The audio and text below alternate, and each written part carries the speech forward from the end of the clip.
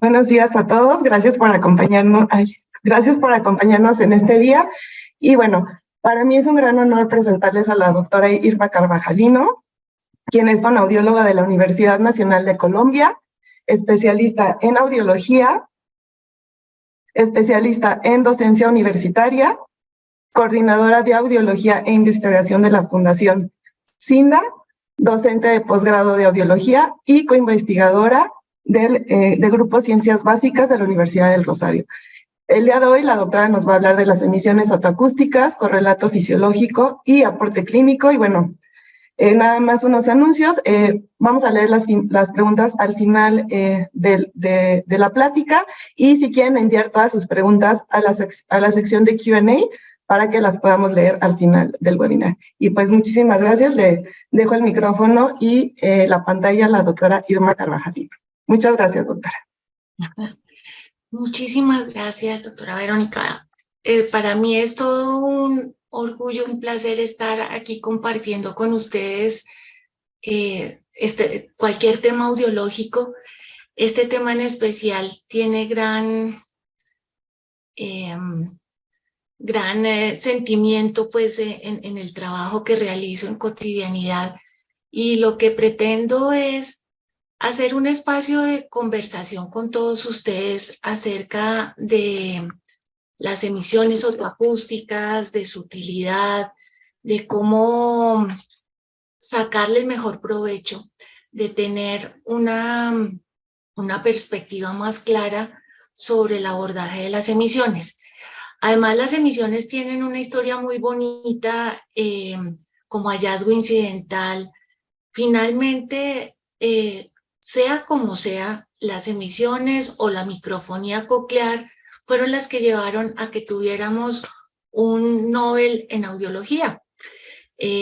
A pesar de que no fue Thomas Gold el que hizo toda esa dinámica de la microfonía coclear, el que ganó el Nobel, fue el que fundamentó y catapultó toda esta información hermosa acerca de la mecánica de la cóclea. Entonces, acompañados pues de un delicioso café, quisiera comentar, compartir y hablar con ustedes acerca de las emisiones y de su impacto en todo el proceso de valoración auditiva. Ya iniciando entonces, claramente todos tenemos pues la idea de que cuando vamos a hacer un análisis de la audición, no estamos solamente analizando la parte periférica, la parte externa del oído, sino que estamos yéndonos a todo ese conglomerado de transducciones energéticas que hace el sonido al ingresar al conducto auditivo externo, transformarse, maximizar la presión sonora en el oído medio, generar otras transducciones y una primera gran decodificación en la cóclea, y luego llegar al nervio a hacer un impacto hacia el cerebro, siendo el nervio un gran depurador de características auditivas que llevan a la corteza cerebral una información depurada para que podamos hacer todos los análisis de procesamiento auditivo, todos los análisis acústicos del habla, y que podamos pues hacer un adecuado uso de la audición. En ese sentido, pues nuestros elementos audiológicos están enfocados en tres grandes grupos: las pruebas comportamentales, las pruebas electroacústicas y las pruebas electrofisiológicas. Cada una de ellas con un componente de mayor participación del usuario o menor, pero finalmente estamos evaluando al usuario y sus componentes integrales de la calidad auditiva. En las pruebas comportamentales tenemos claramente un análisis de la vía aferente, de cómo el cerebro y el complejo libar superior hace una integración de la información para hacer una planeación estratégica de la respuesta, y hace uso de una vía eferente alterna. si bien hablamos de las pruebas comportamentales como algo subjetivo, realmente estamos hablando de procesos muy elaborados, porque no es solamente subir la información, sino procesarla e intercambiar con otros elementos para poder tener respuesta. Entonces, esto nos da un panorama de integración amplio de una persona. Pero también existen otras pruebas que nos dejan ver a modo casi de reflejo, si yo estimulo, sube la información y cómo se devuelve la información. ¿Qué aporte puedo tener yo de esa información y cómo puedo encadenar esa información con respecto a lo demás que hemos evaluado en las pruebas comportamentales? Para el caso de las pruebas electroacústicas, tenemos por referencia todo el proceso de la imitancia acústica con los reflejos estapediales y todas las pruebas que podemos realizar allí, y las emisiones otoacústicas como un mecanismo de ingreso y de inmediato regreso de la información. Entonces aquí ya hacemos una valoración de las dos vías sin núcleos de integración comportamental. Y en las pruebas electrofisiológicas estamos haciendo un análisis de la aferencia de la información. Miramos si a través de los potenciales logramos estimular y que el estímulo ascienda por la vía para ver el impacto en cada una de las áreas e incluso cuando llega a corteza cerebral. Entonces, cuando lo miramos así, ninguna prueba es más que la otra, ninguna es mejor que la otra. Tenemos un gran conglomerado de pruebas que nos dan una perspectiva global de la audición de una persona. Y de ahí la importancia de no quedarnos con una sola prueba, sino de hacer uso de la mayor cantidad de pruebas que tengamos para hacer un buen cruce de información acerca de la audición de una persona. Entonces, si ya eso lo miramos sobre la dimensión o el impacto de cada prueba en la vía auditiva, tenemos, este es un resumen muy sintético de lo que haríamos en la vía auditiva, pero el alcance y la mayor confiabilidad se está mostrando aquí sobre la otoscopia, sobre el timpanograma en oído medio, sobre las emisiones a nivel de células ciliadas externas de la cóclea, la audiometría tonal como ese gran integrador de células ciliadas externas e internas e impacto sobre el nervio, reflejos estapediales, la misma logoaudiometría que hace un alcance mucho más central, todas las pruebas de potenciales evocados auditivos y las mismas pruebas de procesamiento auditivo central. Entonces, si bien es un panorama muy grande, pero en este caso nos estamos dirigiendo específicamente a las emisiones otoacústicas como un punto de ingreso, como un gran eslabón dentro de la aferencia de la información acústica.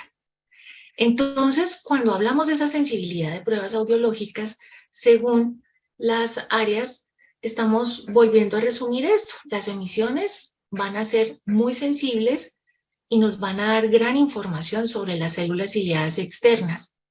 La audiometría tonal a nivel de rampa coclear en esa interacción con membrana basilar y demás, va a hacer esa integración de células ciliadas externas e internas.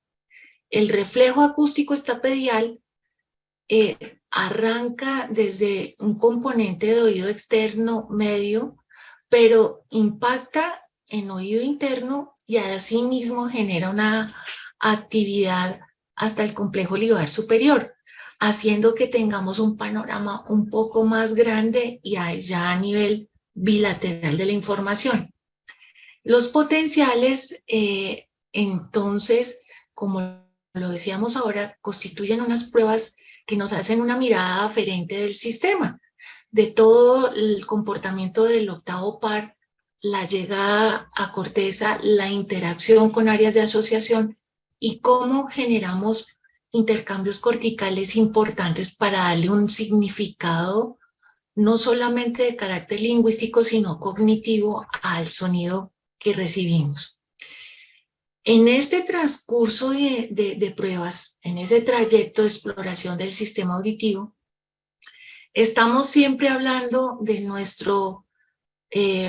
nuestra unidad de medida por excelencia, que es el decibel. Y en muchos casos hablamos del decibel HL o el decibel NHL. No quiere decir que el decibel HL que usamos para la emisión otoacústica esté dando el mismo impacto del decibel HL que nos dio un P300 en los potenciales corticales. Tenemos unas unidades de medida que están normatizadas, pero lo que van a llevar es a que demos claramente la sensibilidad del punto específico de la vía auditiva que estamos evaluando. Porque ese es de pronto uno de los grandes errores que se cometen en audiología, pensar, como las emisiones me sacaron un audiograma, un plano cartesiano, con decibeles HL, pues lo puedo equivaler a la audiometría tonal. O puedo equivalerlo por ejemplo, al resultado del potencial de estado estable. Y no. Cada uno tiene su sensibilidad en el área específica que evalúa.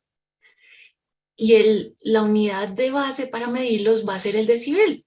Por eso es importante, y hago mucho énfasis, que el decibel es nuestra unidad de medida, pero no corresponde a cualquier elemento de la vía. Las emisiones para el día de hoy, que es nuestro tema, constituyen el nivel de evaluación específico sobre la mecánica de las células ciliadas externas. Cada elemento va a ser un eslabón del engranaje superior de la vía auditiva. Entonces, aquí viene el punto. Busquemos siempre la sensibilidad y la especificidad de las pruebas audiológicas que queremos aplicar.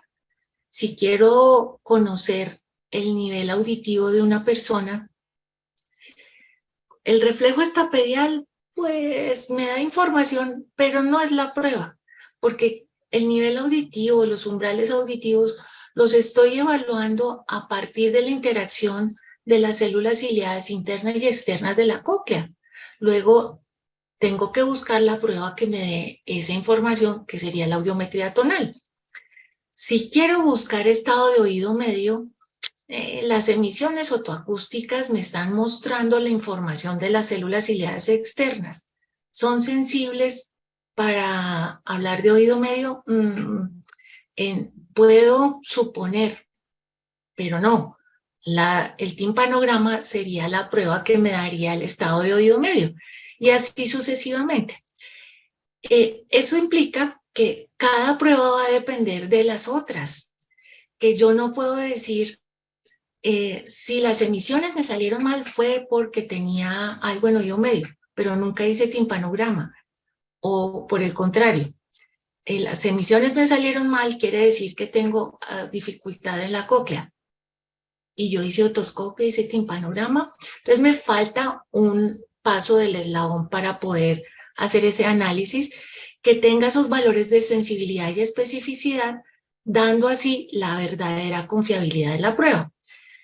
Entonces, para ese momento vamos a empezar a hablar de la mecánica coclear del oído interno. Cuando hablamos de las emisiones, hablamos de células ciliadas externas. Luego nos afecta la mecánica coclear del oído interno. Esta mecánica coclear es la que nos va a predecir una gran cantidad de transformaciones del sonido, empezando por un proceso mecánico, llevándonos a un proceso de intercambio bioquímico, como ustedes lo van viendo en esta zona, y llevándonos a que hagamos una actividad bioeléctrica en su conexión con las redes neurales. Si lo vemos desde ese punto, la cóclea es un depurador importantísimo de la señal acústica, pero aquí tenemos que mirar características específicas de esa mecánica.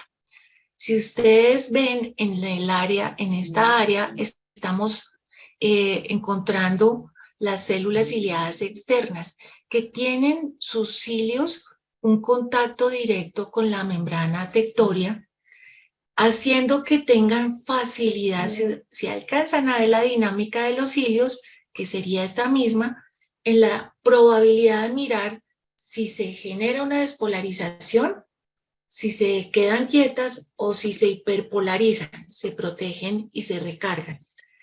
En ese sentido, ya les estoy dando una primera información a mi sistema de cómo llegó el sonido, si fue conmigo o fue con mi vecino, o cómo debo manejarlo para que se pueda decodificar. Ellas muy juiciosas, haciendo esa función específica de ampliar la información o de reducirla con cautela si viene muy fuerte, hacen esa mecánica para mandar una información que le permita a las células ciliadas internas empezar un proceso de decodificación de la información, ya no solo en términos de intensidad, sino también en términos de frecuencia, en términos de temporalidad. Entonces, aquí en la conjugación de estos dos elementos, estoy viendo la intensidad y la frecuencia de un audiograma, que es lo que voy a medir específicamente.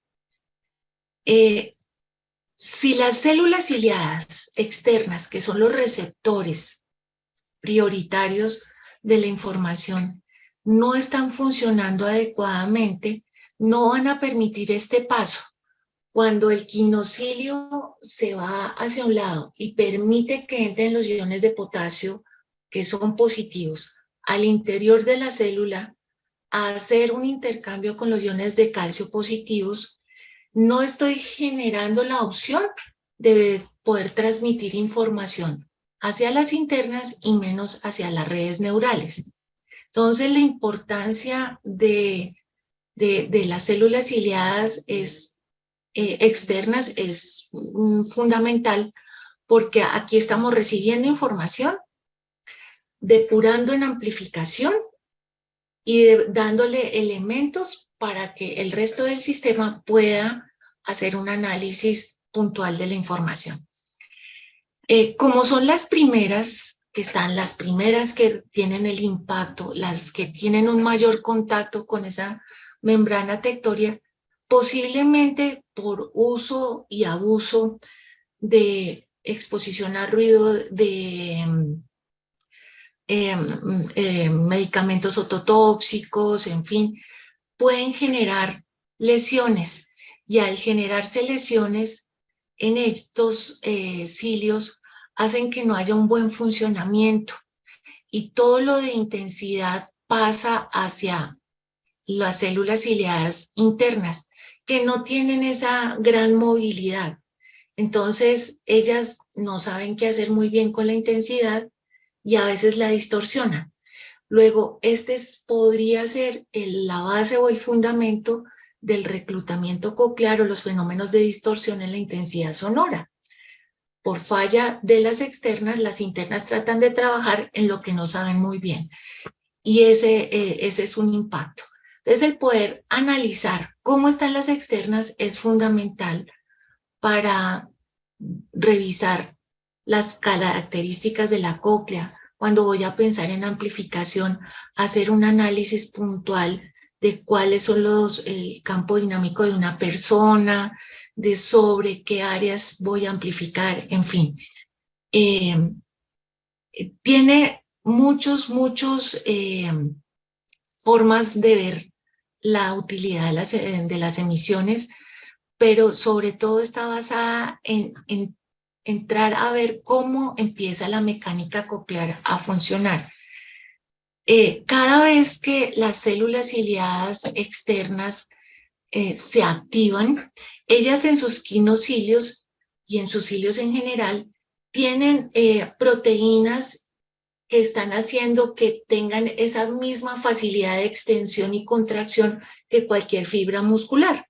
Entonces, eso les va a permitir recibir una presión sonora débil y amplificarla, o recibir una presión sonora muy grande y reducirla, para proteger el demás sistema y poder pasar una información de una característica más fácil y suficiente para que el resto del sistema pueda analizarlo.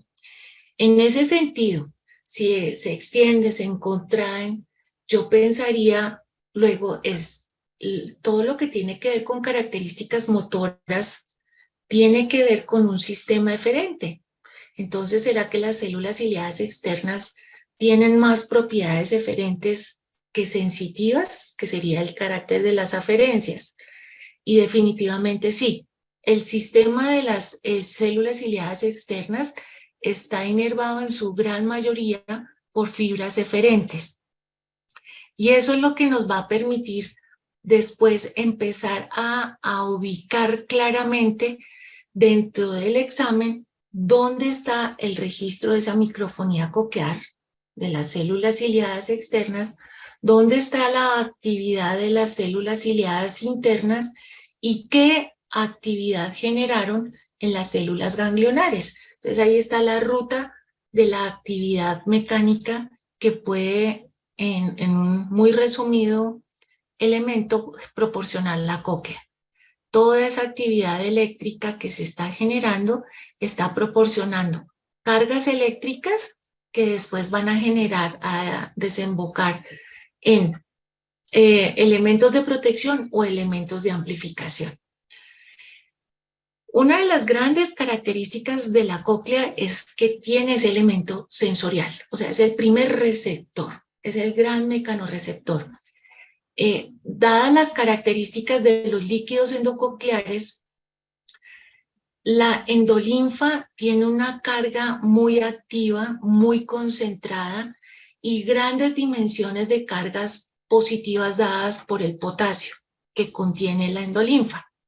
Eso hace que permita la facilidad en el movimiento de la membrana basilar, que el potasio active las células ciliadas externas e ingrese para generar actividad auditiva. Y eso tiene entonces una razón de ser también importante. Yo necesito en un trabajo los dos lados de la moneda, el lado activo, el lado dinámico y el lado calmado que depura la información. Las células ciliadas externas son de una carga muy positiva, más o menos se calcula que son de más 75 microvoltios. Ellas todo el tiempo están como alertas a ver qué viene, para recibir la información y empezarla a procesar.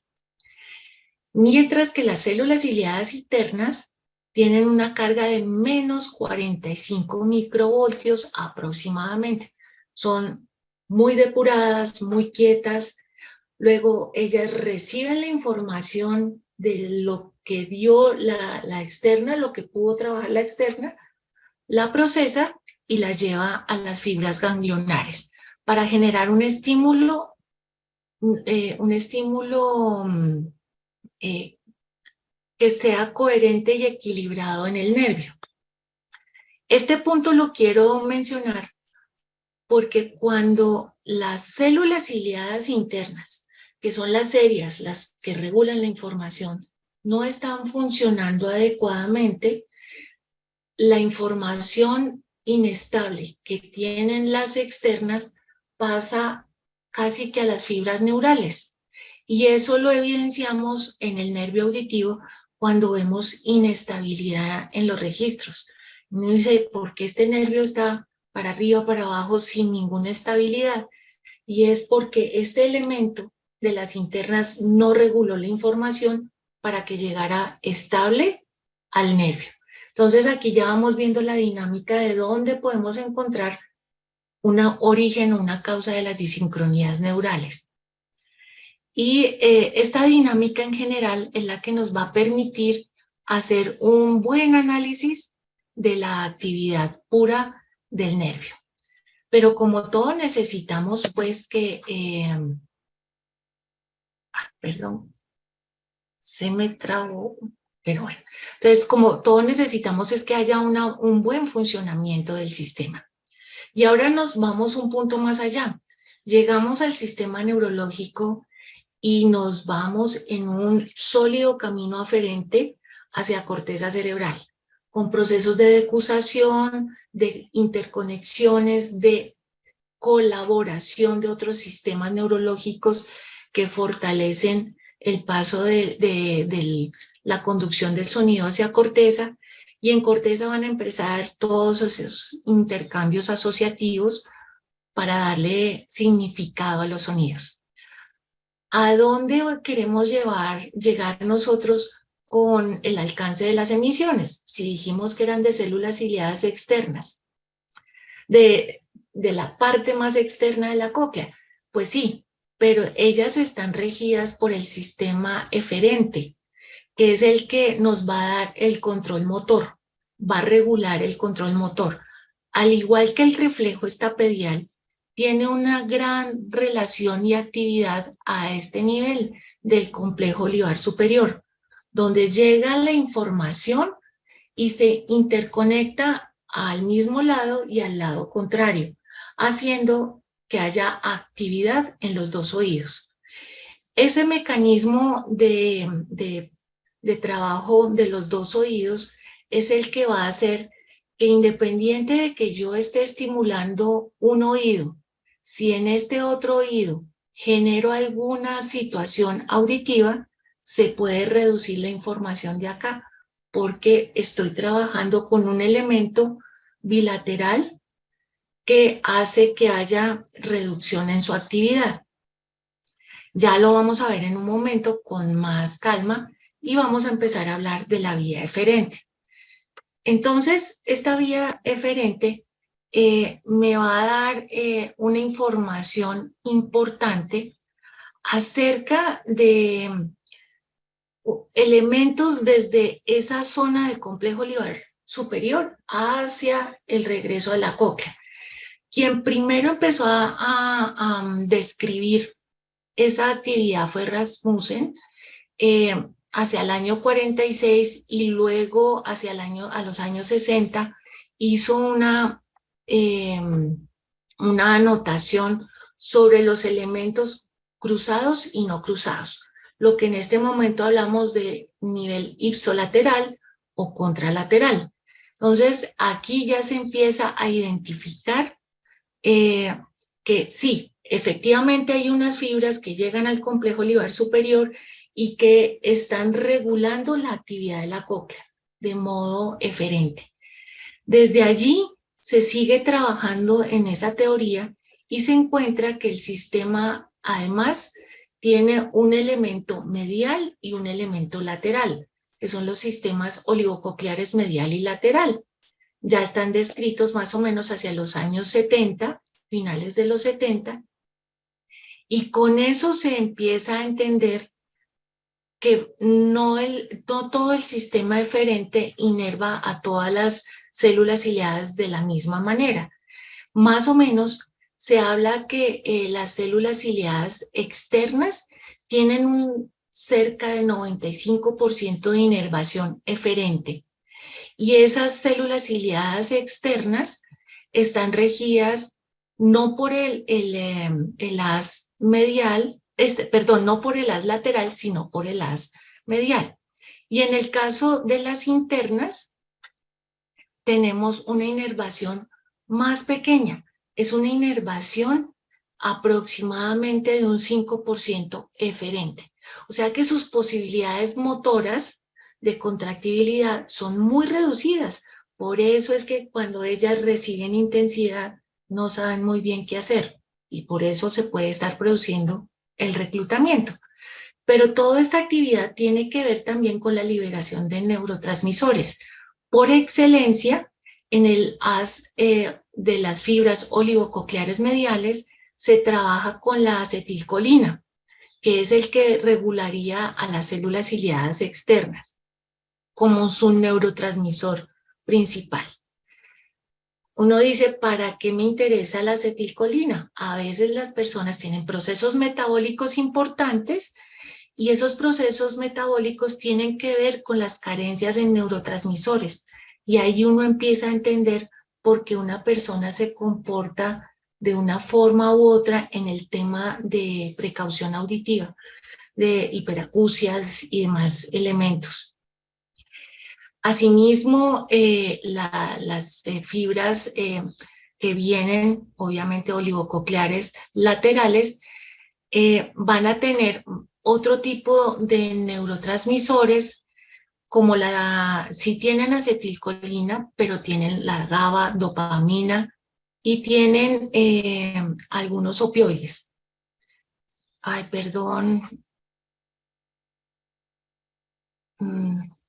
Creo que se cambió la presentación.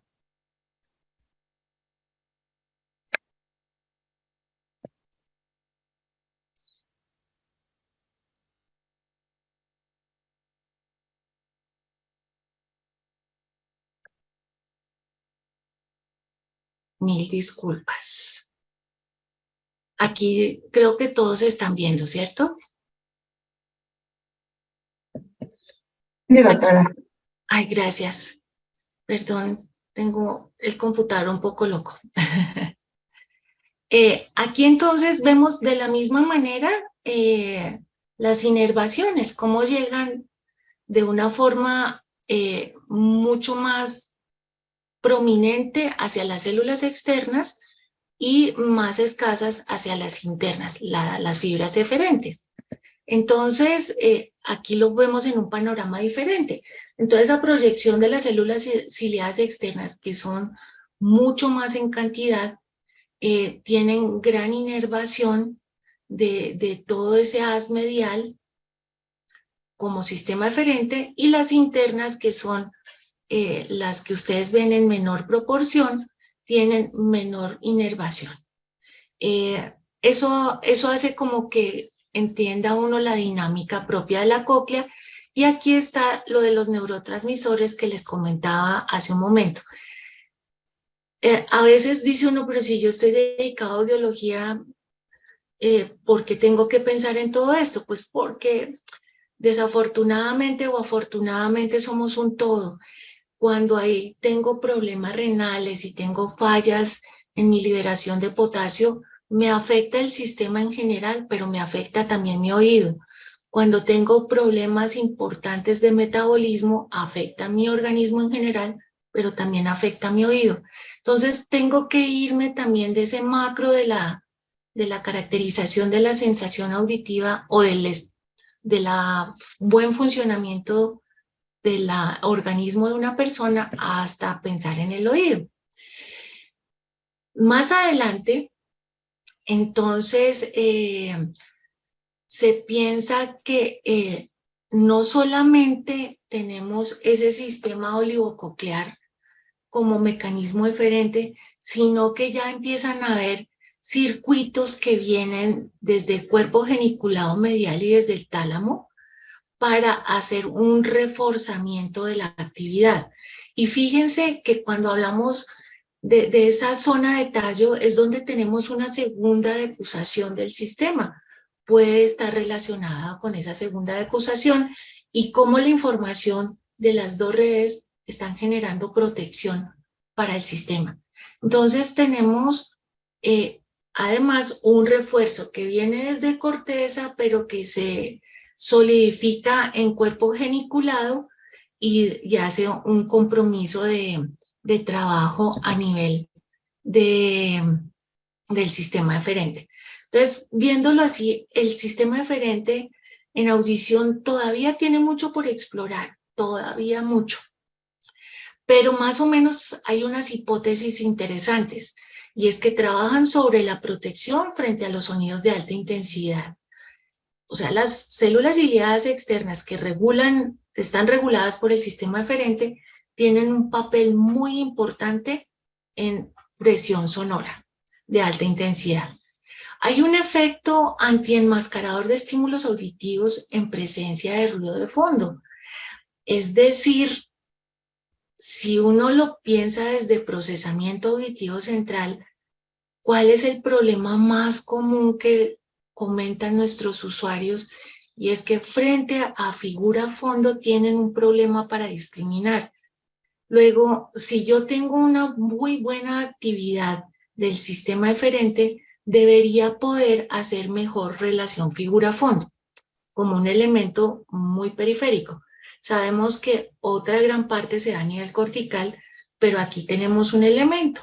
Luego, en estos sujetos que nos están mencionando este tema o temas de hiperacusia, podríamos estudiar el sistema eferente.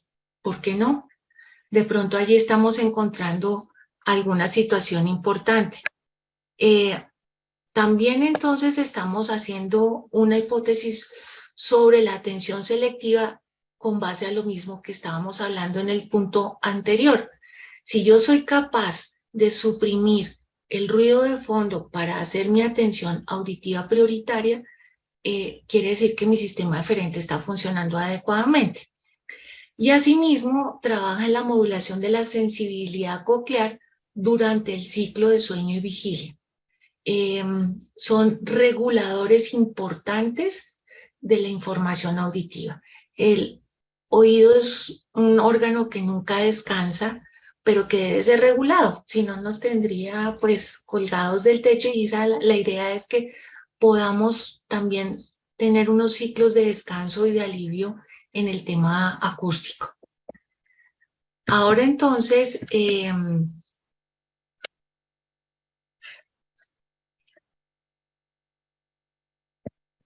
quiero que hablemos del impacto del conducto auditivo y el oído medio.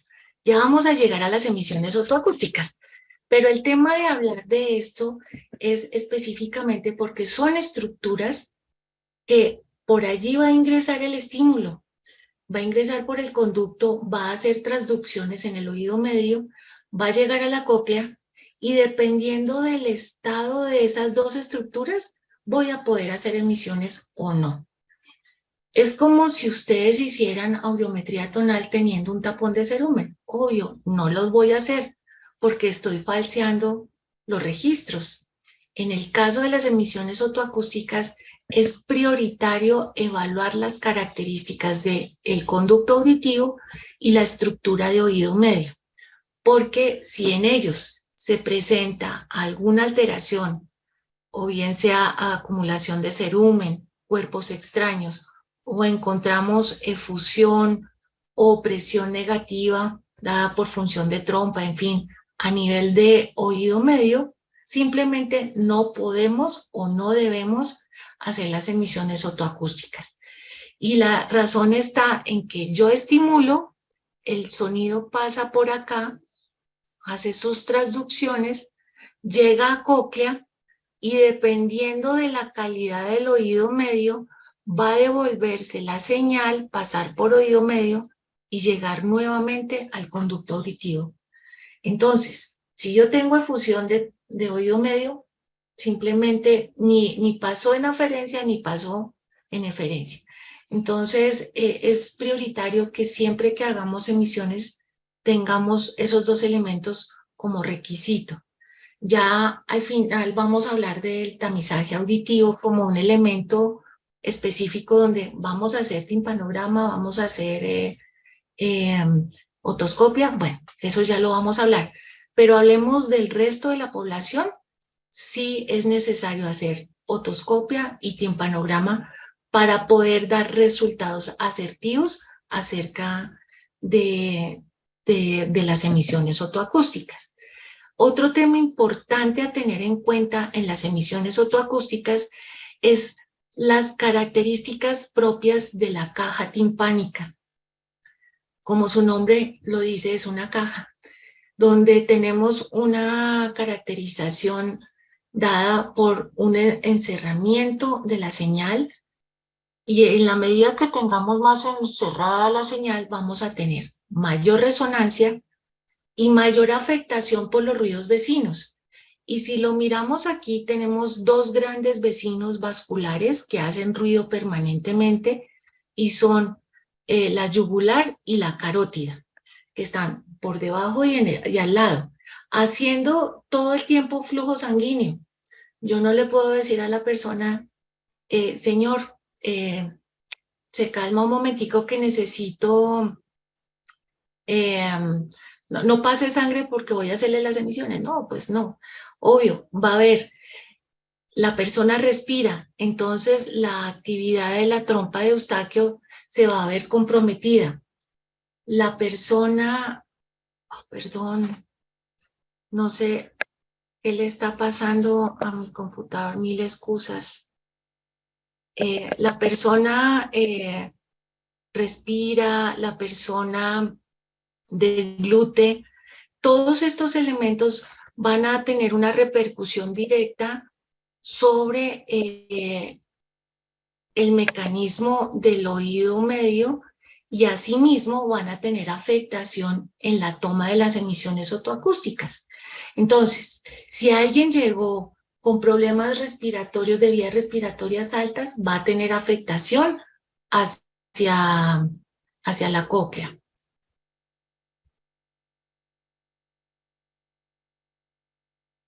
Mil excusas, no sé qué está pasando.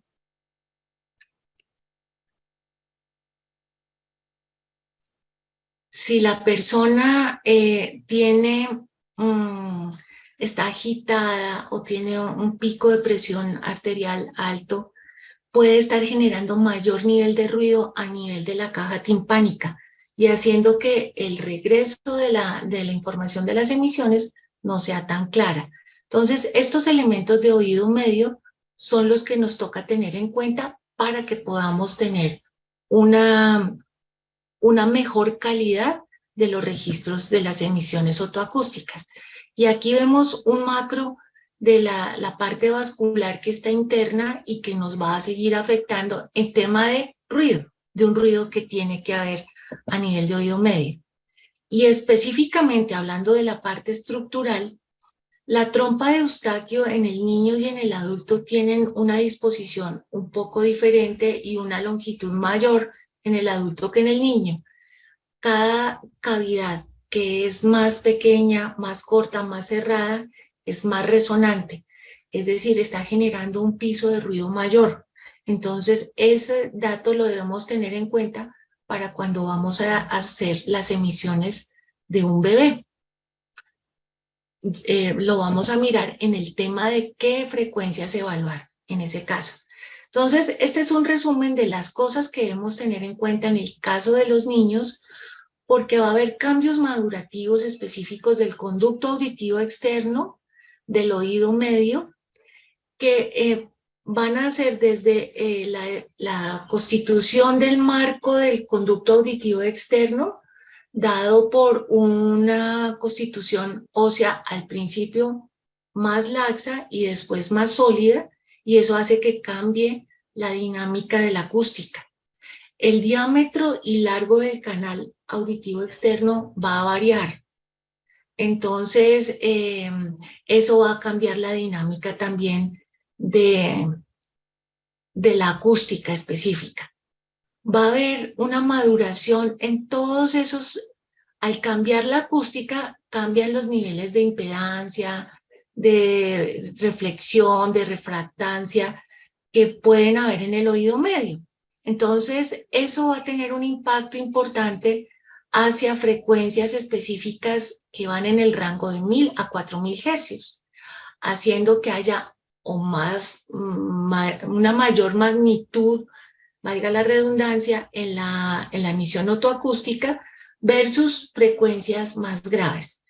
Cuando yo tengo ruido corporal y mi cavidad es muy pequeña, es probable que el ruido grave, la amplitud de la onda grave, ingrese a este canal pequeño y me genere mucha más resonancia. Eso hace que me vaya a afectar las frecuencias graves.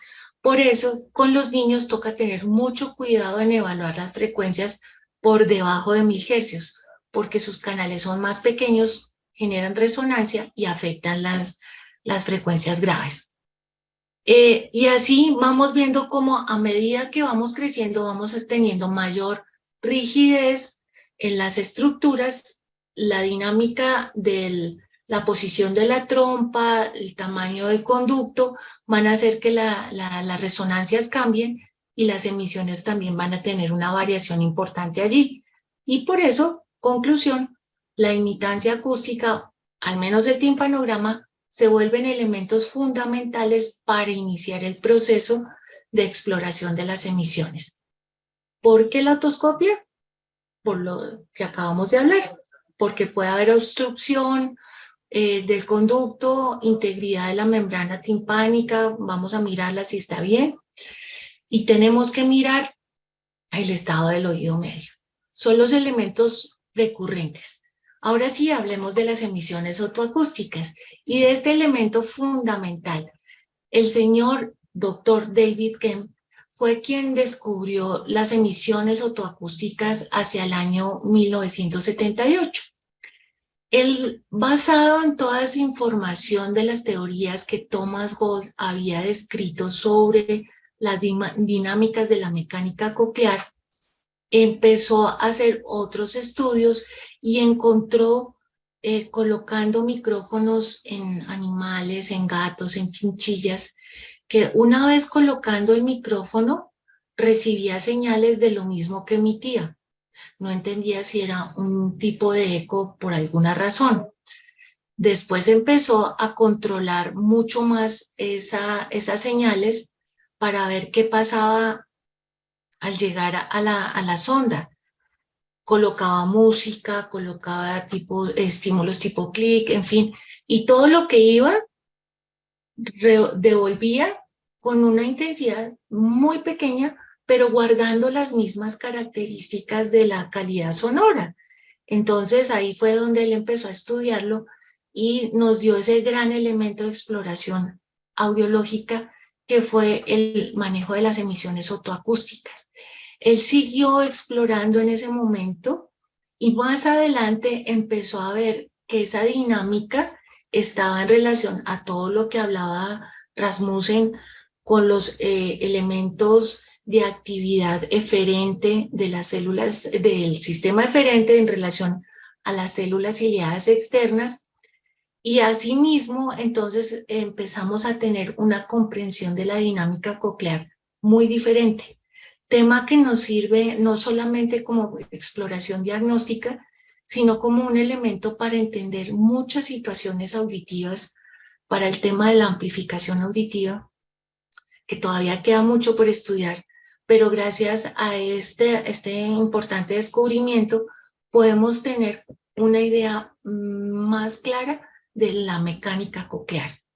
Entonces, esto nos está resumiendo ese mecanismo de amplificación coclear y todo lo que puede pasar a nivel de la cóclea, las distorsiones, los elementos de afectación que pueden haber hacia la dinámica de la cóclea.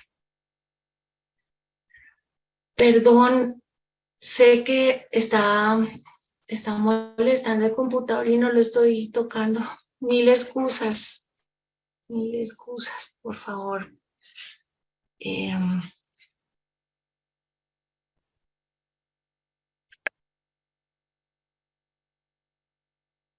Aquí en el tema de las emisiones, entonces empezamos a hablar nuevamente de un tema bien importante que es la actividad de reflexión.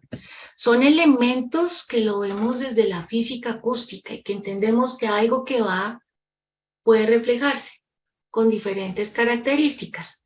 Se refleja hacia un lado, se refleja hacia el otro. Compartiendo, creo que ya está la pantalla compartida, ¿cierto? Bueno, Correcto, sí. muchas gracias. Continuando con el tema específico de lo que pasa en la parte de acústica, de reflexión, estamos mirando que ese proceso de reflexión se da en el oído con diferentes características, porque si fuera la membrana timpánica plana y no hubiesen estructuras con diferentes magnitudes en oído medio, pues la reflexión y refracción se haría mucho más fácil. En el caso específico del oído medio, tenemos una gran cantidad de diferencias de masa, de presión, que van a hacer que se generen impedancias y transformaciones de la energía, así como cercano a lo que ustedes están viendo acá. Y eso va a hacer que cuando llegue esa información a la cóclea y se devuelva, vuelva a tener otra serie de transformaciones, haciendo que en términos de presión sonora va a llegar mucho más reducida la información al oído y de regreso al micrófono específico. Entonces, estamos hablando de una situación donde tenemos que tener mucho cuidado en la recolección de la información, porque hay muchas variables que pueden hacer que se desfigure la información. Lo que entró, cómo llegó a oído medio, cómo llegó a cóclea y cómo se devuelve puede ser bastante diferente si no tengo un control adecuado de estos elementos. Entonces, algo así en plano general es lo que puede estar pasando en esta dinámica.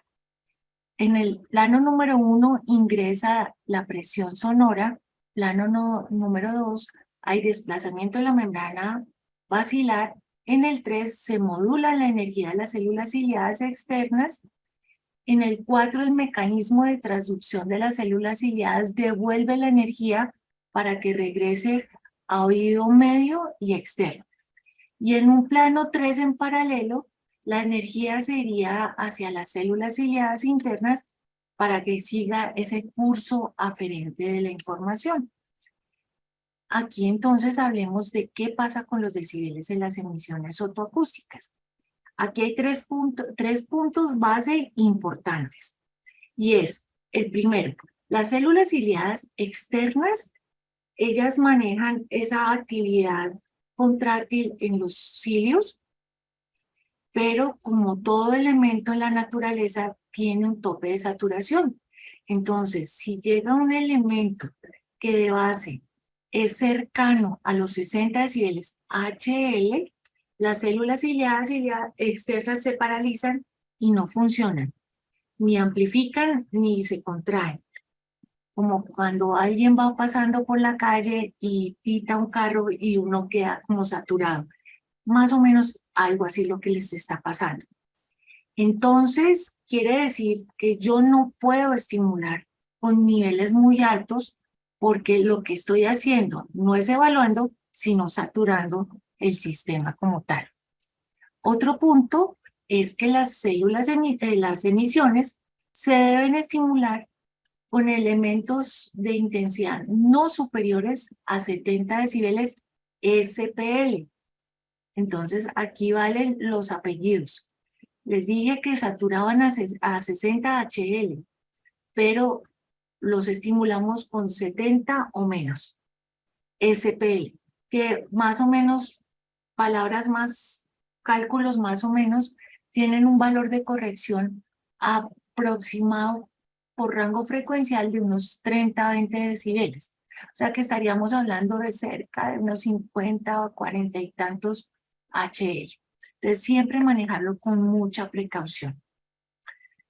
Y lo que regresa a la emisión, cuando llega al oído interno y regresa, va a llegar muy suavecito, con una intensidad mínima que más o menos oscila entre los menos 10 a 10 decibeles SPL. Es muy reducida la emisión. Entonces ahí vamos a manejar tope de saturación, nivel de estimulación y niveles de recolección. Pero adicionalmente a eso hay un punto bien importante y es ¿por qué no debemos estimular con intensidades muy altas, superiores a 70 decibeles SPL? Porque lo que queremos es reducir el riesgo de que se presente o se active el reflejo estapedial. Si se activase el reflejo estapedial, entonces reducimos la posibilidad de recolección de las emisiones fotoacústicas. Entonces, estos son los elementos a tener en cuenta en el plano de decibeles. Por otro lado, entonces vamos a hablar de los tipos de emisiones fotoacústicas. Emisiones hay diferentes. Con las primeras que trabajó el doctor David Kemp fueron las emisiones espontáneas, recogiendo en el canal lo que venía de lo que estimulaba y lo que regresaba y cómo se pudo transformar. Las emisiones espontáneas no tienen gran utilidad clínica porque no son reproducibles en la totalidad de las personas. Entonces allí ya tenemos un elemento de baja confiabilidad. Dependen de niveles metabólicos y de alteraciones bioquímicas del organismo. Entonces hay otra gran variabilidad. Pero sí tienen usos investigativos en el análisis del tinnitus, de problemas de hiperacusia y demás situaciones endococleares. Una de las emisiones que se ha trabajado con mayor fortaleza en diferentes planos son los productos de distorsión. Todo elemento en la naturaleza o todo juego de elementos en la naturaleza tiene un efecto. El choque de dos elementos genera impacto en un tercero. Y asimismo fue como se empezó a diseñar el funcionamiento o la forma de recolección de los productos de distorsión. Estos productos de distorsión emergen de la cóclea cuando hay dos elementos que se estimulan. Esos dos elementos son dos frecuencias cercanas que son el F1 y el F2. Esa relación entre ellas dos es aproximadamente de 1.2. O sea, para ponerles un ejemplo, si yo estimulo 1000, mi F2 va a ser 1200. Ese bloque entre 1000 hercios y 1200 hercios es lo que se va a estimular en el producto de distorsión. Pero, ¿qué es lo que se busca? Si yo hago presión de una contra otra, voy a producir un efecto tercero, que es este efecto que ustedes ven aquí en el tercer párrafo, que corresponde a la fórmula que hace mayor prominencia y es el 2F1 menos F2. De pronto esto suena como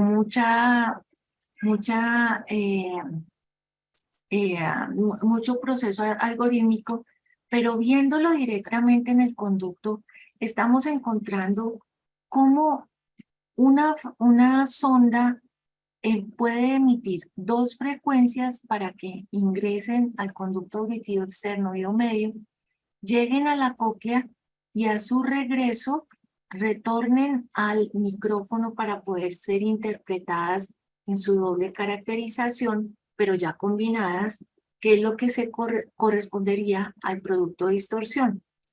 Más o menos, entonces, esto es lo que vamos a ver.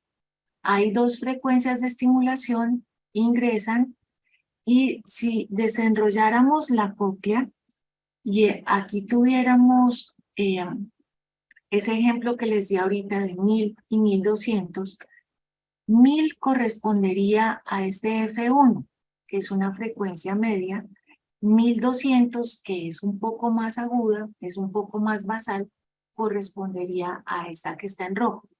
Si ustedes ven, ese es el punto que se está estimulando en la cóclea.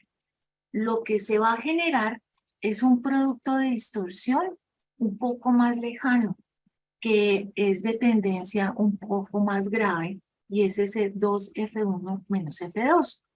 Este registro es el que se va a devolver y yo voy a recolectar en el micrófono y entender como que en este rango frecuencial, en este pedacito de cóclea, tuvimos adecuada respuesta que corresponde a adecuada actividad de células ciliares externas.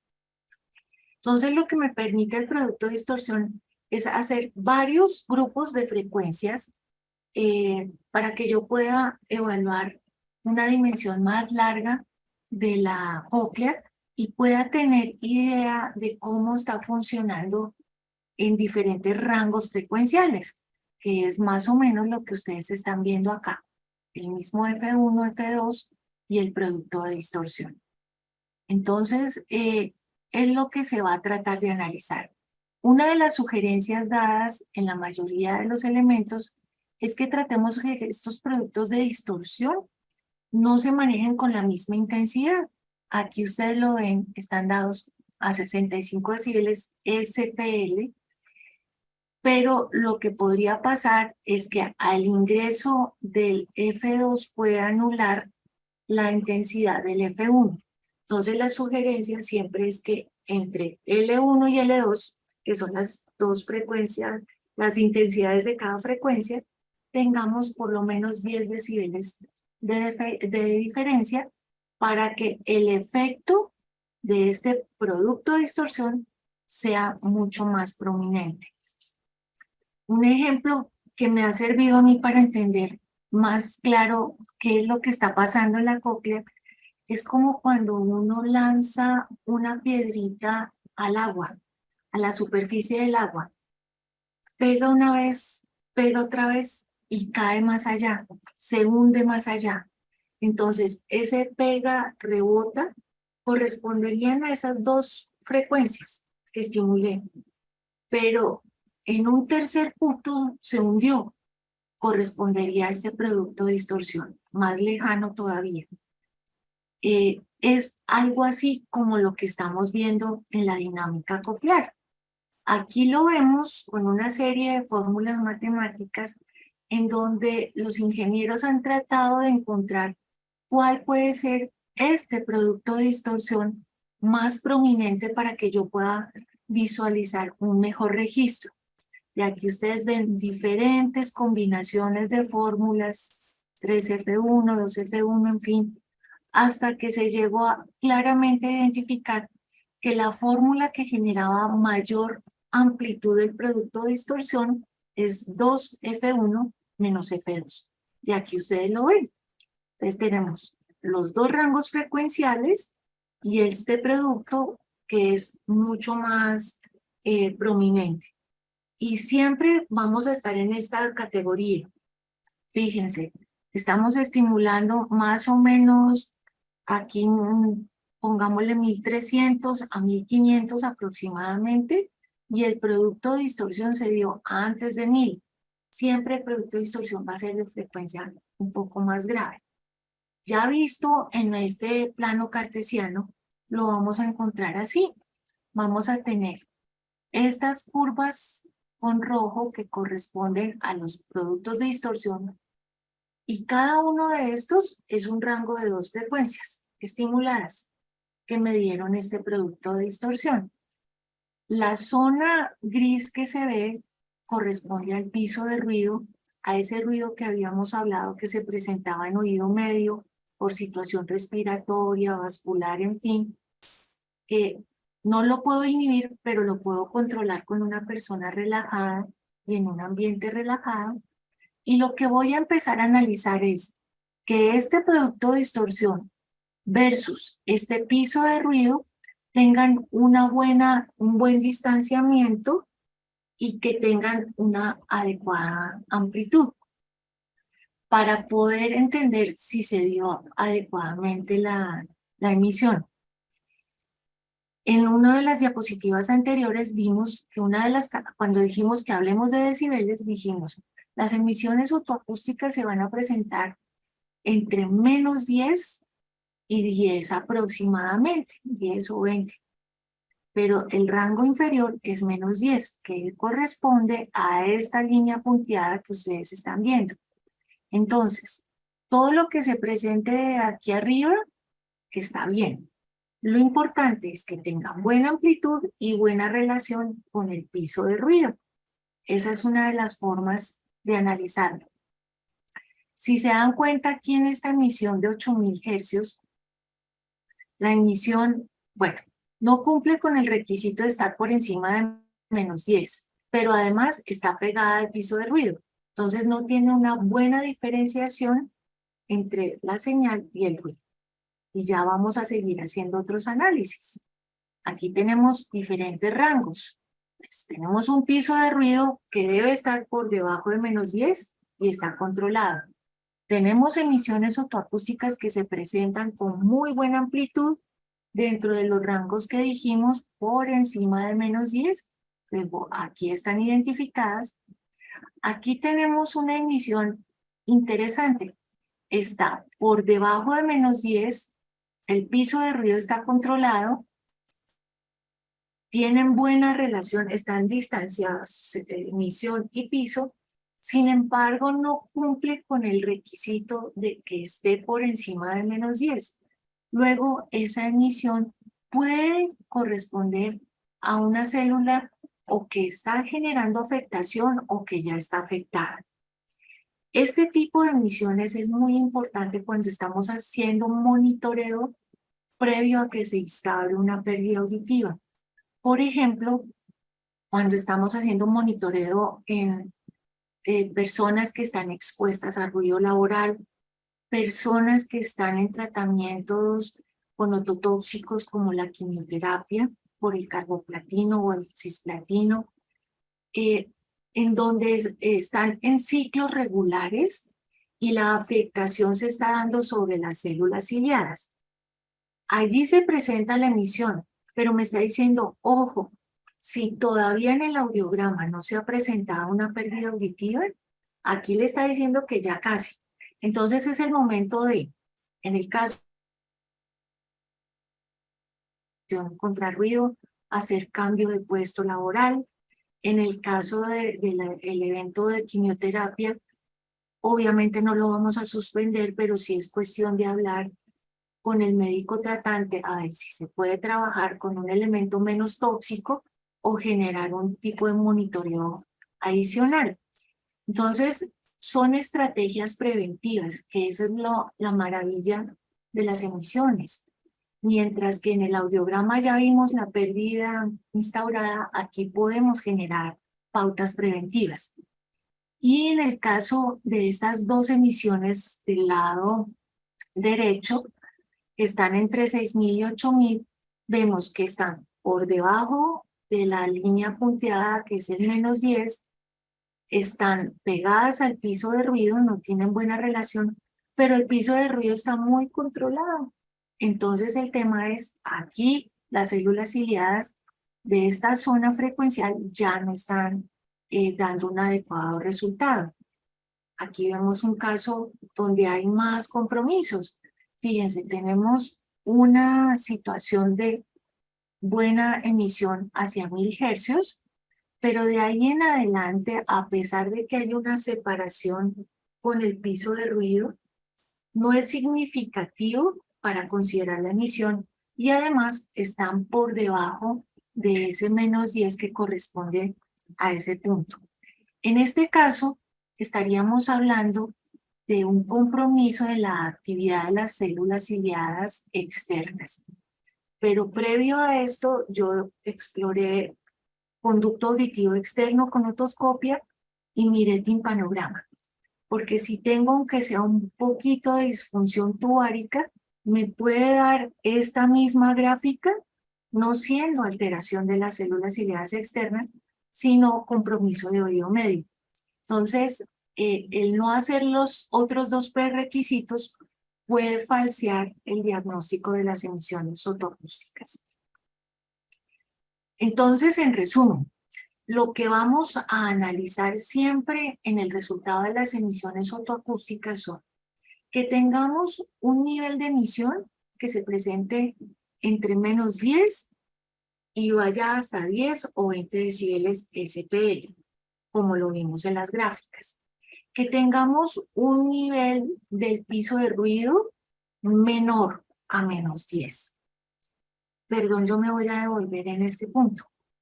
Si ustedes se dan cuenta, entre más nos vayamos a frecuencias de más espectro grave, el piso de ruido va a ser un poco más alto versus el de las frecuencias agudas. Porque en estas que van haciendo de carga más grave, vamos a tener choque con el ruido propio de las cavidades corporales. Entonces, el ruido tiene resonadores que va a elevarse. Eso es importante tener en cuenta para cuando yo voy a evaluar a cualquier persona.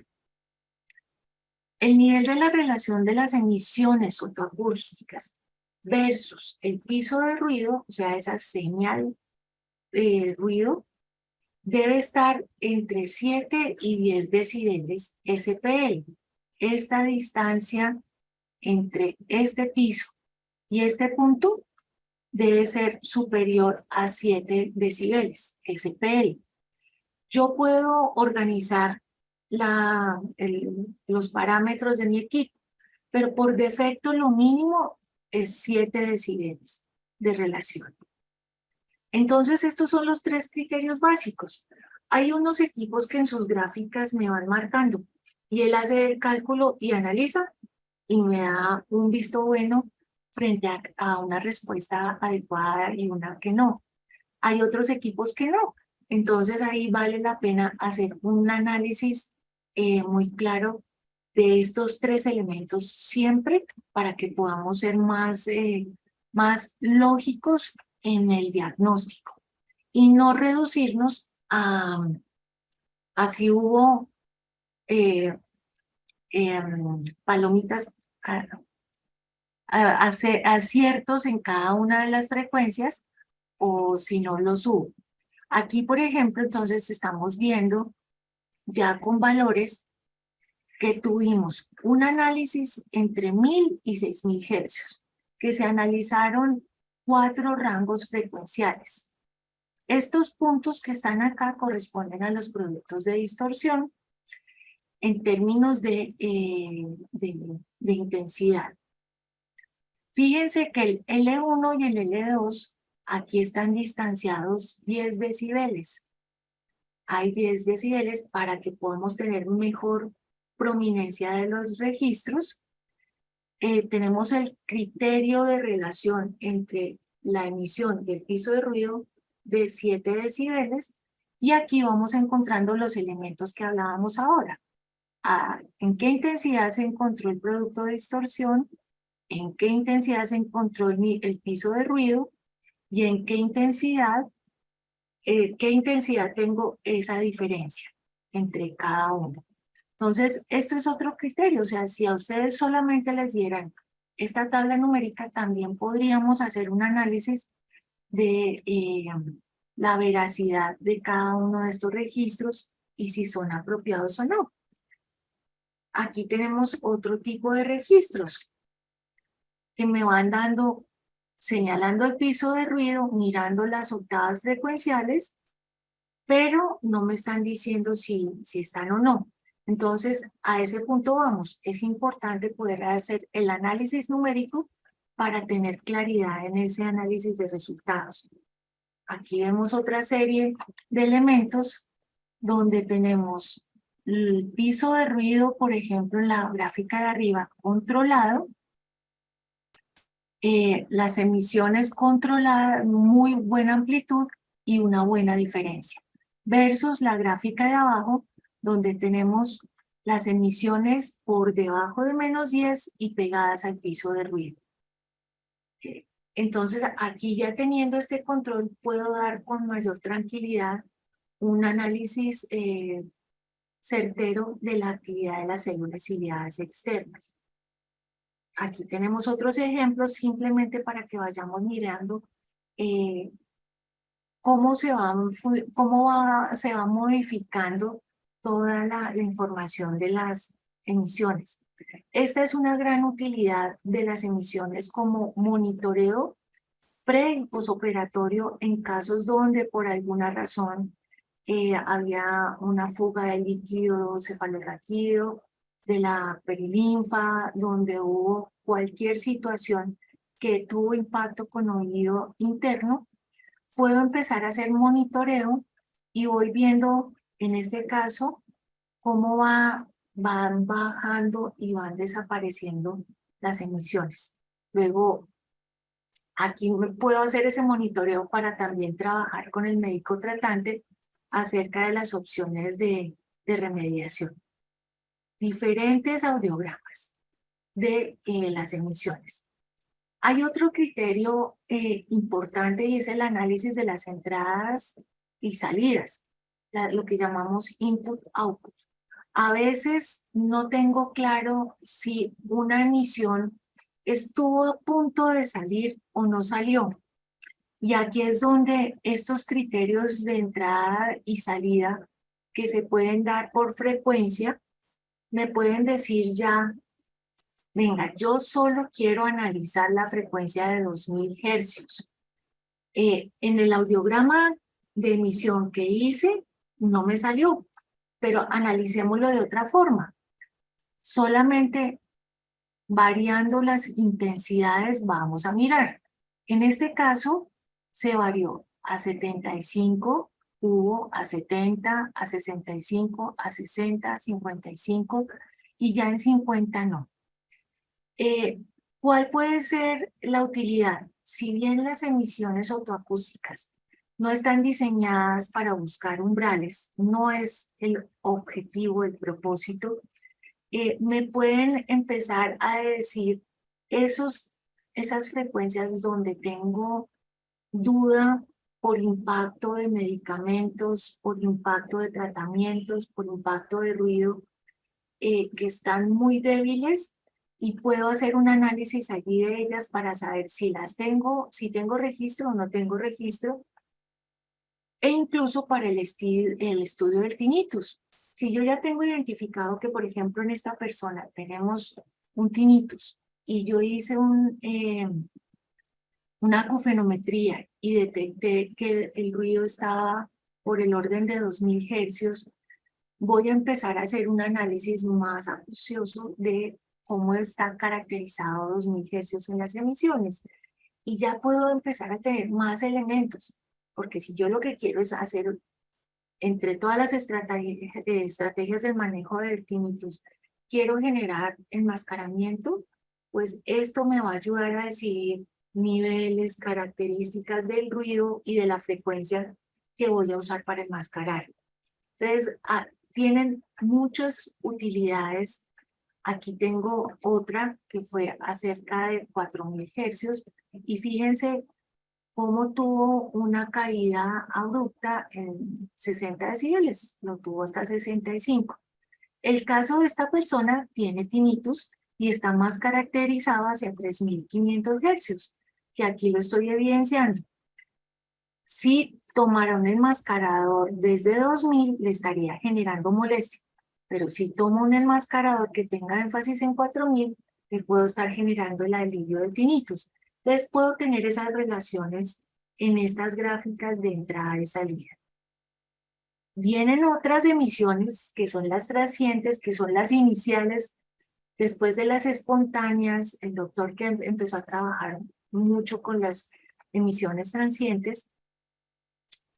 ¿Qué tema tiene, qué tiene diferente las emisiones transientes? Que manejan ya no dos rangos frecuenciales y varios cortes, sino manejan un estímulo clic, que es una mezcla frecuencial que más o menos va caracterizada para este caso entre 500 y aproximadamente 4 a 6000 hercios. O sea, es un espectro muy amplio. Entonces ya no puedo decir cómo está una a una, sino cómo está la globalidad de la cóclea. Y aquí estoy viendo la misma relación señal-ruido, si ustedes lo ven, dónde está el ruido y dónde está la señal. Y una de las características de análisis es que las estoy viendo se presentan entre más o menos 5 a 12 milisegundos. Si a veces vemos actividad posterior, puede estar correspondiendo a seguimiento de actividad vascular miogénica, pero no a emisión autoacústica. O sea, esto es lo que yo esperaría. Replicabilidad, amplitud en el lapso de 5 a 12 milisegundos, con una buena relación de piso controlado y señal amplia.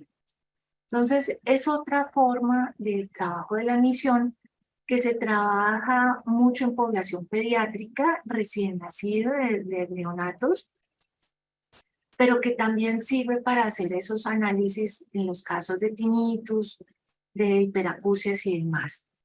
Aquí tenemos otro tipo de gráfica y vean de todas maneras que sigue funcionando el mismo principio de la electrofisiología y es la replicabilidad de las ondas.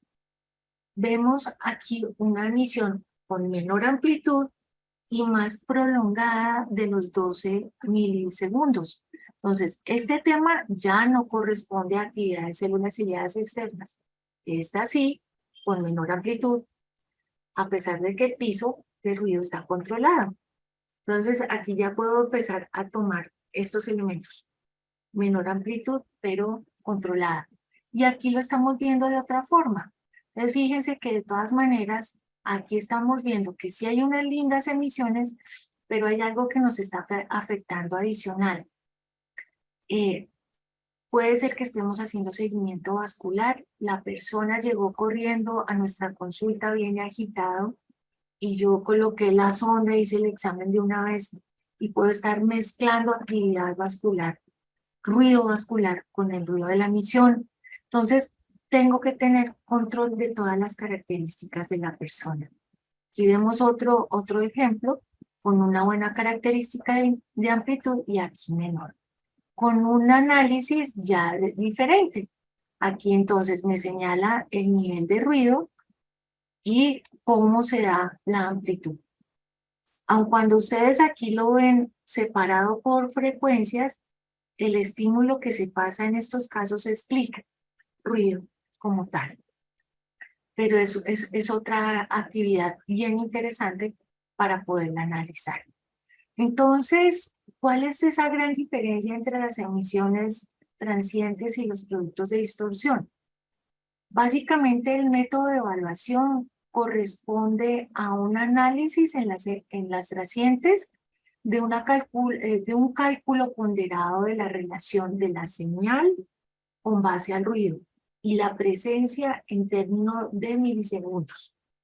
En el caso de las emisiones fotoacústicas del producto de distorsión, estoy trabajando bajo un estadístico ponderado, porque estamos trabajando sobre esa fórmula de 2F1 menos F2, que está controlada y calculada por el equipo, no depende de mi ojo únicamente. El estímulo que se utiliza en los transientes es clic, mientras que el estímulo que usamos en los productos de distorsión son dos frecuencias que van a tener las relaciones que dijimos aproximadamente de 1.2. Entonces cojo varios pares de 2. Ya puedo coger desde 500 hasta 12.000 hercios en pares para poder hacer esos análisis. Una intensidad de estímulo que ojalá, o sea, el exceso es 80 decibeles SPL. Ojalá no supere los 70 decibeles SPL y de ahí para abajo. Porque voy a mirar la caracterización de la permanencia de la emisión en el caso de las transientes. En el caso de los productos de distorsión son dos intensidades fijas, la L1 y la L2, que como sugerencia deben tener esa diferencia de 10 decibeles. Yo no le voy a subir, bajar, excepto que haga un cuadro de input-output para un análisis muy específico, pero el resto los voy a manejar de esta forma. El rango frecuencial evaluado, lo que hablábamos, es un rango dado por el clic, mezcla frecuencial de 500 a 5000 aproximadamente. Y en el caso de los productos de distorsión, puedo coger pares desde 500 hasta 12.000 hercios. Aquí también entonces surge otra variación. Aquí nada, no puedo variar. Es el clic, pues el clic. Aquí sí puedo variar. Puedo decir, no, yo solo quiero evaluar entre 1000 y 4000. O no, yo quiero hacer un rango extendido de 500 a 12.000. O en el tamiz neonatal solo voy a trabajar 2, 3 y 4000 hercios. Entonces puedo hacer diferentes protocolos según mi necesidad. En las transientes voy a mirar amplitud, relación de señal-ruido y tiempo de aparición de 5 a 12 milisegundos. En los productos de distorsión voy a siempre hacer el análisis estadístico, que no lo hago yo, lo hace el equipo, pero está en relación a este 2F1 menos F2.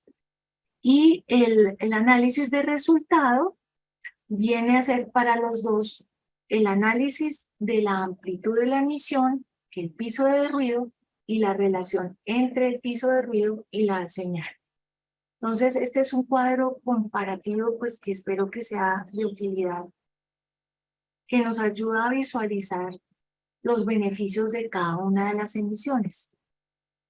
Y un tema que quería comentarles rápidamente, y no sé si estoy ya demasiado sobre el tiempo, es el de la supresión de las emisiones otoacústicas. Como un elemento no es necesariamente nuevo. ¿Tienen nuevas investigaciones? Sí, pero Berlín, Wood los vienen describiendo desde hace mucho tiempo como un mecanismo de exploración, en principio para las neuropatías auditivas, para las disincronías neurales, y sin embargo cada vez lo están investigando más para detectar una situación de relación con el buen o el adecuado funcionamiento de la vía eferente, en el caso de masas, deformaciones, eh, de disincronías, de tínitos, de hiperacusias. Entonces, este es un tema que vale la pena tener en cuenta dentro del tintero.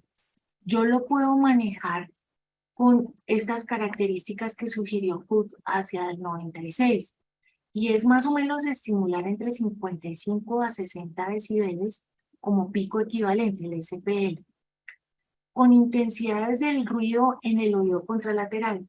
Si bien nuestros equipos no traen masking para las emisiones otoacústicas, yo puedo hacer uso de un equipo, de un audiómetro, para hacer un masking con ruido blanco, 5 decibeles más alto. ¿Cuál es el propósito de esto?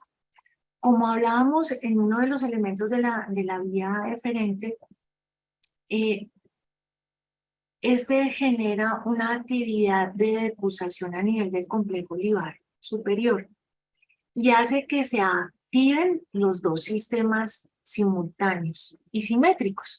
Entonces, si yo estoy tomando emisión otoacústica aquí, la estoy tomando y me está saliendo, y de repente pongo ruido en este oído, seguramente la amplitud de esa emisión va a decrecer, porque el ruido de acá va a afectar a nivel del complejo la actividad de las células ciliadas externas de este oído.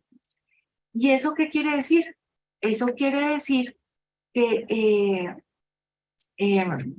mi sistema eferente está funcionando adecuadamente. Si yo pongo emisión acá, la estoy registrando con cierta amplitud, pongo ruido, quito el ruido, pongo ruido y no hay variación, quiere decir que mi sistema eferente no está funcionando adecuadamente. Entonces, estos son criterios que me van a dar elementos de exploración que no es fácil encontrar con otra prueba.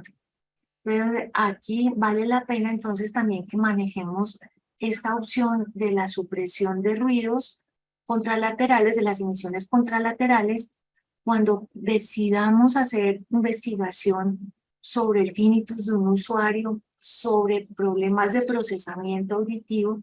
Fíjense que ya el procesamiento auditivo ya tenemos una base también coclear, que antes pensábamos que era del complejo solo para arriba, y aquí estamos encontrando que figura a fondo y atención auditiva puede estar relacionada con activación de las células ciliares externas, hiperacusia, las neuropatías o disincronías neurales auditivas, así como otro tipo de lesiones intrínsecas o extrínsecas del sistema. Entonces, hay gran versatilidad, grandes utilidades. Y para finalizar esta parte, perdón, me les pasé mucho el tiempo, hablamos de el tamiz. No vamos a hablar nada diferente. Tenemos técnicas automatizadas para los potenciales evocados auditivos y para las emisiones. En el caso de los bebés recién nacidos, es importante tener en cuenta la caracterización antropométrica. ¿Qué quiere decir? Que el conducto auditivo externo es más pequeño, más corto.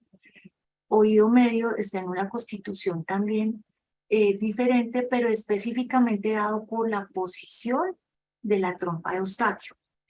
Adicional a eso tenemos proceso de neumatización de la membrana timpánica de oído medio y tenemos ocupación del conducto auditivo externo.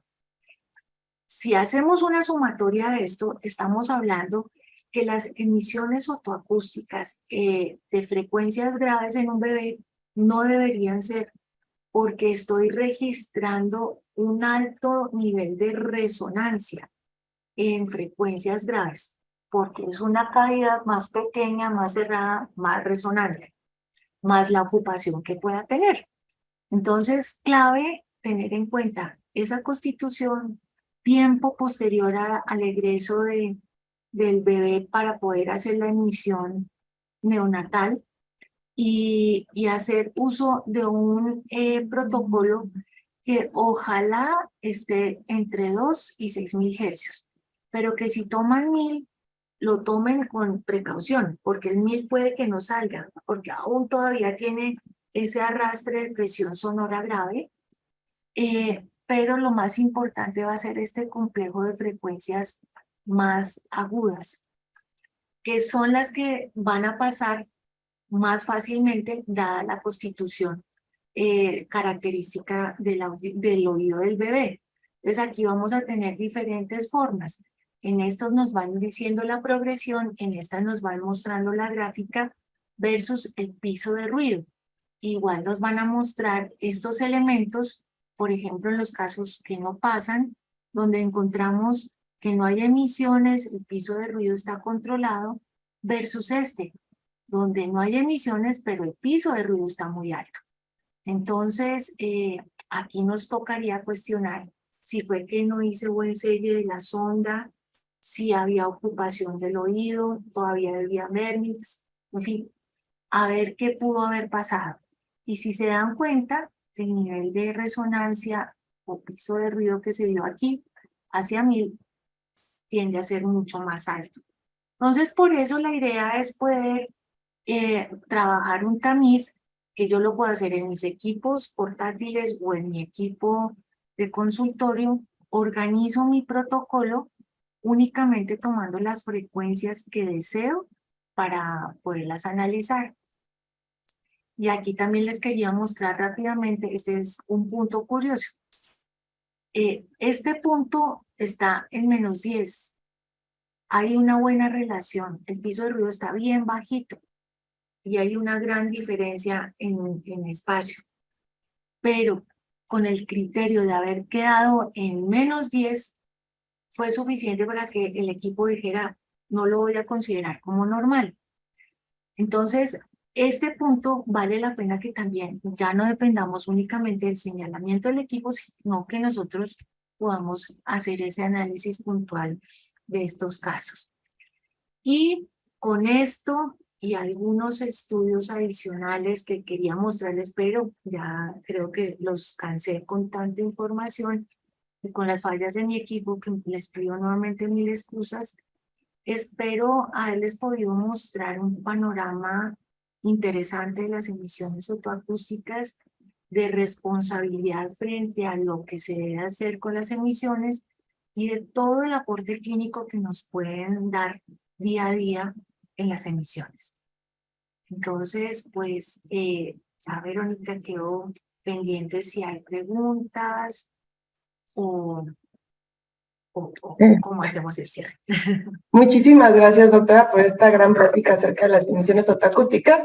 Tenemos una pregunta y mientras invito a los demás participantes si tienen alguna duda que la vayan enviando al apartado de Q&A. Y bueno, pues comentan, muchas gracias, doctora, súper interesante la charla. En esos casos específicos de estudio con personas normalmente ansiosas, ¿sería útil hacer uso de métodos de control de variables como presión con pulsioxímetros durante la prueba? Si quieren encender su cámara, doctora, para que la vean dando la respuesta. Perdón, yo no la había encendido.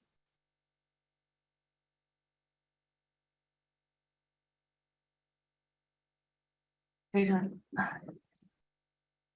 Sí, no se preocupe, doctora, puede. perdón, hoy la tecnología me tomó el pelo, perdónenme. No, y le estoy diciendo, sí, le estoy diciendo aquí, pero no sé, no me la está reconociendo. Perdón, 1.000 excusas. Sí, el tema es que en cualquiera de las pruebas que hagamos en audiología, la situación de ansiedad de una persona va a ser una variable interviniente importante. Entonces, el poder tener a una persona relajada, por eso el sitio donde hagamos las emisiones, si bien no requiere cabina sonoamortiguada, debe ser un sitio relajado, tranquilo, cómodo, para que la persona pueda reposar su cabeza bien y no tener inconvenientes con movimientos, con ansiedad. Entonces, sí, pues no necesariamente que yo tenga que hacer control de signos vitales, pero sí es una forma de ver que la persona está haciendo, está tranquila y está, la tengo controlada, sí podría ser una alternativa.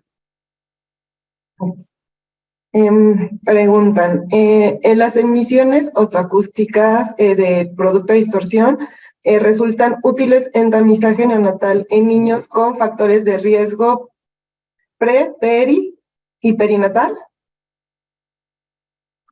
Sí, sí, las emisiones de producto de distorsión de hecho se están utilizando muchísimo.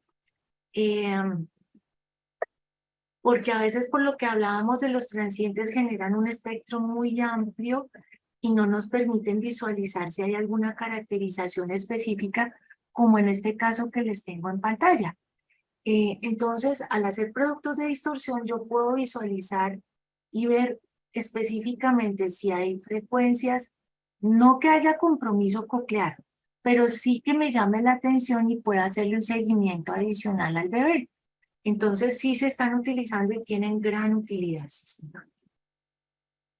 Listo, doctora, pues creo que son todas las preguntas. Muchísima gente manda agradecimiento por tan buena charla y que ha aclarado muchas dudas que teníamos. Entonces, bueno, pues si no hay más preguntas, yo quiero agradecer por haber participado el día de hoy con nosotros y a todos los asistentes que les llegará el certificado de asistencia. Desde el momento que ustedes se inscriben con el correo y el nombre completo, estarán llegando también los certificados. Muchísimas gracias, doctora.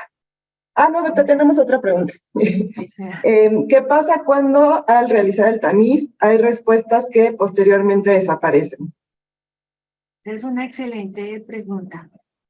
Esa es una situación importante de hacer análisis porque no debería pasar que desaparecieran, excepto condiciones específicas.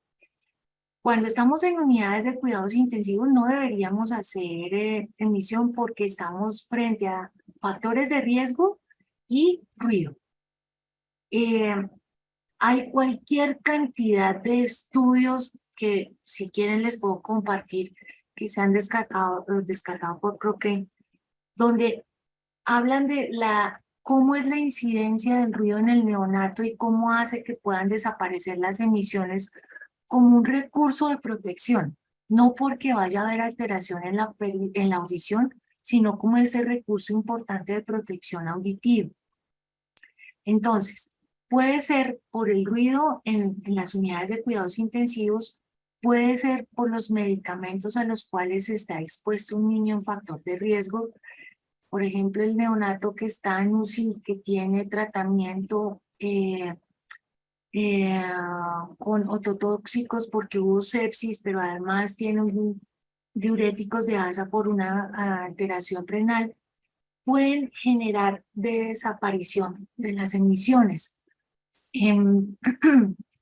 Ventilaciones mecánicas excedidas en cierto número de días, los casos específicos donde ocurre hiperbilirrubinemia en casos iniciales son controladas, pero que de repente ya suben a niveles que requieren exsanguinotransfusión o manejos diferentes, pueden hacer que en el sistema de protección de la cóclea empiecen a reducirse las actividades eferentes y en este caso la de las células ciliadas externas.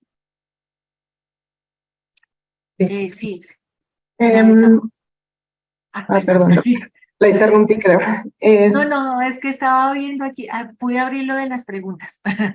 Esa misma persona nos pregunta pero que esa desaparición, se pregunta si sería bilateral. La tendencia es que sí. Aun cuando hay algunos casos que por condición específica de más de ubicaciones y de ubicaciones en el medio de las incubadoras y control de ruido, puede darse más en un oído que en otro, pero sí la tendencia es bilateral. Listo, creo que ya no tenemos más preguntas, doctora. Todo el mundo le agradece la plática, entonces pues muchísimas gracias por habernos aclarado muchísimas dudas. Y nos vemos en el siguiente webinar. Les agradezco muchísimo y de nuevo me excuso por las fallas en la parte tecnológica, pero todo un placer haber estado con ustedes.